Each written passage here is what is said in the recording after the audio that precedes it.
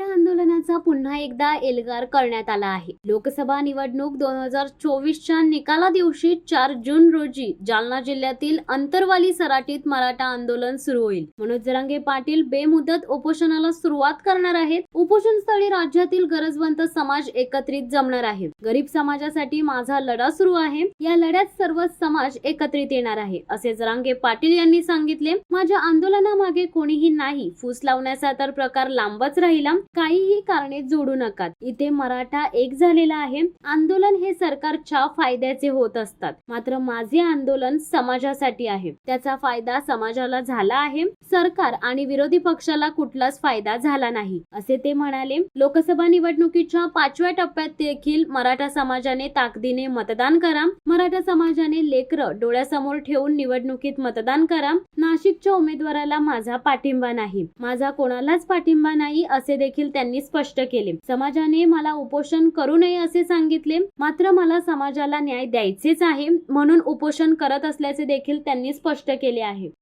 शिवसत्ता times news bureau Jalna. दे धडक बेधडक वृत्त देणाऱ्या आपल्या शिवसत्ता टाइम्स न्यूज चॅनलला लाल बटन दाबून सबस्क्राईब करा आणि बेल आयकॉनला क्लिक करायला विसरू नका।